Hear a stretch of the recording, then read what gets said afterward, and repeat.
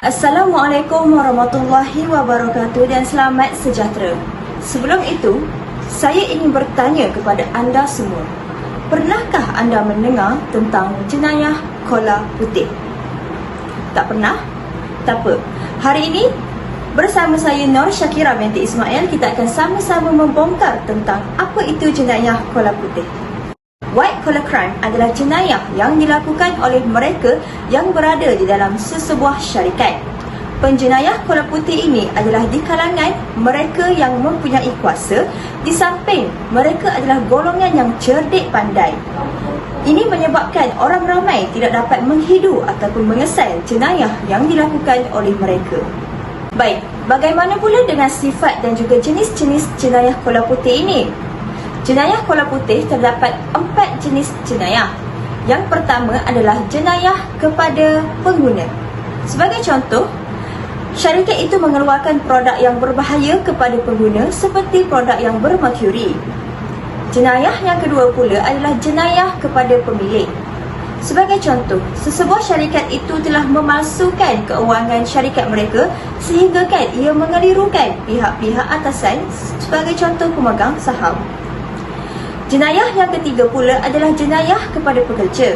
Sebagai contoh, majikan tidak memberikan pekerja itu pakaian yang sepatutnya ataupun yang bersesuaian dengan pekerjaan mereka, sehingga ia boleh merisikokan pekerja itu sendiri. Jenayah yang keempat pula adalah jenayah terhadap masyarakat besar, iaitu kita semua. Jenayah ini berlaku apabila kita terpaksa menghadapi pencemaran. Pencemaran ini adalah pencemaran udara, air dan juga bunyi.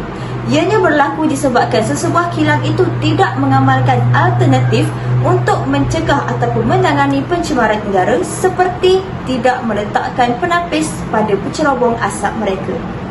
Bagaimana pula dengan ciri-ciri penjenayah kola putih ini? Ciri yang pertama adalah mereka seorang yang canggih. Mereka mahir menggunakan peralatan elektronik seperti komputer riba untuk mereka membuat jenayah itu tanpa dikesan oleh mana-mana individu. Ciri yang kedua adalah mereka seorang yang mempunyai perancangan. Perancangan yang sistematik dan juga rapi ini amat diperlukan untuk melakukan jenayah kola putih supaya ia sukar untuk dikesan. Ciri yang ketiga adalah mereka seorang yang mempunyai self-konsep yang tinggi, iaitu konsepkan diri. Mereka ingin memancing kepercayaan daripada orang ramai supaya jenayah yang dilakukan oleh mereka itu tidak dianggap jenayah oleh masyarakat kerana mereka mempercayai seseorang itu. Jenayah kola putih ini jenayah yang perlu kita tangani dengan kadar yang segera kerana ia telah berleluasa di kalangan masyarakat kini. Cara yang pertama untuk mengawal masalah jenayah ini adalah dengan memberikan pendidikan awam kepada masyarakat. Ia membantu masyarakat untuk mempunyai ilmu pengetahuan mengenai jenayah ini, sekaligus mereka dapat mencegah daripada menjadi mangsa jenayah. Yang kedua adalah mengamalkan tingkah laku yang beretika di tempat kerja. Ini membantu seseorang itu untuk tidak menindas mana-mana golongan di tempat kerja mereka, terutamanya golongan bawahan. Cara yang ketiga pula adalah dengan mereformasikan perundangan. Undang-undang yang sedia ada perlu diperketatkan supaya syarikat ini tidak menjalankan jenayah ini dengan lebih kerap.